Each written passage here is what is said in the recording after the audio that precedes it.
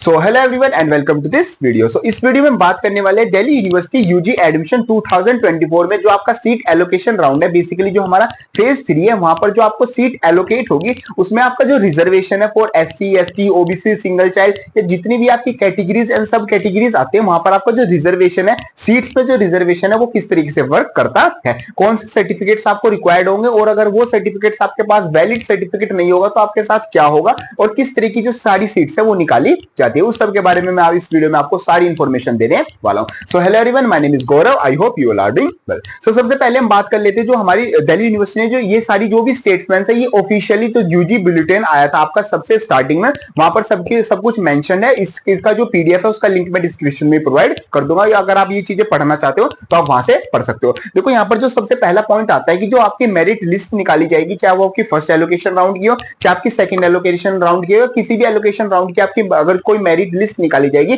तो वहां पर एक जो लिस्ट निकाली जाएगी वो अनरिजर्व कैटेगरी की निकाली जाएगी, जिसमें सारे कैटेगरीज एंड सब कैटेगरीज और जो जनरल स्टूडेंट्स है सबके लिए वहां पर क्या होगा, उनका नेम मेंशन होगा। मींस एक प्रॉपर कट ऑफ रखी जाएगी, उस कट ऑफ को जो भी कैंडिडेट्स उसको क्लियर कर रहे होंगे, वेदर वो S category, SC, ST, OBC या ईडब्ल्यूएस या किसी भी कैटेगरी की, अगर वो उसको कट ऑफ को क्लियर कर रहे हैं तो उन सबको अनरिजर्व के थ्रू भी सीट मतलब क्या की जाएगी, प्रोवाइड की जाएगी। ये वो पहला पॉइंट आता है रिलेटेड टू आपका रिजर्वेशन। सिंपल वर्ड्स में और अगर मैं आपको समझाऊं तो मतलब कि उन सभी कैंडिडेट्स को irrespective of their category and caste, उन सभी बच्चों को एडमिशन दिया जाएगा कि अगर कोई जो कट ऑफ है उसको मतलब क्लियर कर लेते हैं, अनरिजर्व की जो कट ऑफ क्लियर कर लेते हैं उनको तो एडमिशन दिया ही जाएगा। अब यहाँ पर जो सेकंड पॉइंट आपका आता है वो आता है कि रिलेटेड टू आपकी अगर आप जिस भी कैटेगरी में लाइक करते हो उसकी एक सेपरेट मेरिट लिस्ट निकाली जाएगी। मींस आपकी एक अलग से, आप एससी, एसटी, ओबीसी, ईडब्ल्यूएस किसी भी कैटेगरी में लाइक करते हो, आपकी एक प्रॉपर अलग से कट ऑफ होगी। अगर उन कट ऑफ को वो उसी सिंपल उसकी बेसिकली अगर एससी की कोई कट ऑफ निकाली जाती है तो सिंपल सारे जो कैंडिडेट्स हैं वो सब एससी के ही देखे जाएंगे, और उन्हीं वो जो एससी के जितने कैंडिडेट्स उस एससी की कट ऑफ को क्लियर कर रहे होंगे उन्हीं सबको एडमिशन दिया जाएगा। और फर्स्ट वाले पॉइंट में ऐसे था कि वो अनरिजर्व की आपकी क्या कट ऑफ है, उसमें एससी, एसटी, ओबीसी और साथ साथ जनरल अगर किसी को भी क्लियर कर दे रहे होंगे उस कट ऑफ को तो उन सबको एडमिशन दिया जाएगा। यहाँ पर एससी और एसटी मतलब सबकी एक इंडिविजुअली हर किसी की क्या कट ऑफ निकाली जाएगी, और जो भी कैंडिडेट उस कट ऑफ को क्लियर करेगा उस पर्टिकुलर कैटेगरी से उसी को सिंपल एडमिशन दिया जाएगा।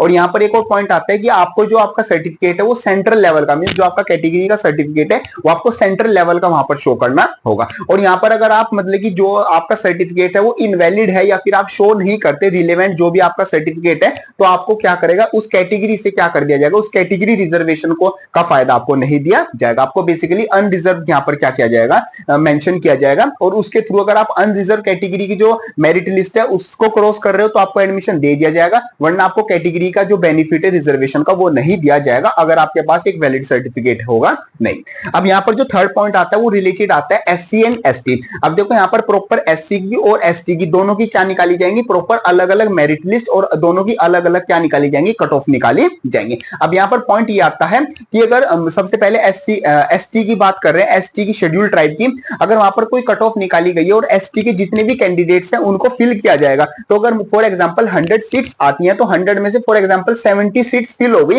और 30 सीट्स रह गई, और 30 सीट्स के लिए जो एसटी कैंडिडेट्स हैं वो एलिजिबल नहीं है, या फिर उनके उतने मार्क्स नहीं है, या फिर उन्होंने अप्लाई ही नहीं किया, तो ये जो 30 सीट्स हैं, ये 30 सीट एससी जो कैंडिडेट है उनको दे दी जाएंगी। और ऐसी वाइस एंड वर्सा होगा, अगर एससी की कोई कट ऑफ है और एससी की फॉर एग्जांपल 100 सीट्स आती हैं और उसमें से 70 सीट्स तो एससी जो कैंडिडेट्स हैं उन्होंने फिल कर दी, और 30 जो सीट्स हैं उनके लिए कोई एससी कैंडिडेट्स नहीं मिल रहा, मींस नॉट एलिजिबल है सभी, तो ये जो 30 सीट्स हैं ये क्या कर दी जाएंगी, एसटी कैंडिडेट्स को दे दी जाएंगी। एससी की एसटी को और एसटी की क्या दे दी जाएंगी, एससी को दे दी जाएंगी, बाकी किसी और को नहीं दी जाएंगी। ये आपका एक पॉइंट आता है। और फिर आपका एक लास्ट पॉइंट मतलब कि एक पॉइंट ये आता है कि अगर कोई भी कैंडिडेट्स अपना जो भी एक वैलिड सर्टिफिकेट है वो नहीं दिखा पाता, तो जो भी सब्सिक्वेंट राउंड है, जिस भी राउंड में वो था उस वहां से तो उसका एडमिशन मतलब कि आपका मेरिट बेस्ड जो भी अनरिजर्व कैटेगरी है उससे करा जाएगा, और नेक्स्ट कट ऑफ में अगर उसका नाम आता है तो उसको क्या एज अ अनरिजर्व कैटेगरी की तरह ही क्या किया जाएगा, ट्रीट किया जाएगा। तो आपके पास एक मेरिट मतलब कि बेसिकली आपके पास जो भी एक सर्टिफिकेट होना चाहिए वो एक वैलिड सर्टिफिकेट होना चाहिए। बेसिकली मैंने मतलब वीडियोस में मैं वीडियोस के डिस्क्रिप्शन में लिंक भी लगा दूंगा, हूँ, जो कि बेसिकली आपका एक वैलिड सर्टिफिकेट का जो फॉर्मेट है वो इसी तरीके से रहना चाहिए। और ये सारी चीजें मतलब कि सर्टिफिकेट्स आपको ध्यान रखनी है कि वो सेंटर लेवल का होना चाहिए, और वो जब उनको शो कराना है फिजिकली भी आपके पास होना चाहिए, साथ साथ आपने डॉक्यूमेंट की पीडीएफ बना के भी अपने पास रख लेनी चाहिए। तो ये सब कुछ आ जाता है कि रिजर्वेशन जो है वो आपका किस तरीके से वर्क करता है सीट एलोकेशन राउंड में। सीट एलोकेशन में प्रॉपर हर एक कैटेगरी की अलग अलग आपकी क्या बनाई जाती है, मेरिट लिस्ट बनाई जाती है, जो कि नंबर ऑफ सीट्स और नंबर ऑफ कैंडिडेट्स को देखकर बनाई जाती है। और अगर आप मतलब कि अपना एक वैलिड सर्टिफिकेट नहीं दिखा पा रहे तो आपको अनडिजर्व में कंसिडर किया जाएगा, और एससी और एसटी को दोनों एक दूसरे में सीट क्या हो सकती है, एक्सचेंज हो सकती है। तो ये सब कुछ आपका जाता है related to reservation in allocation round in Delhi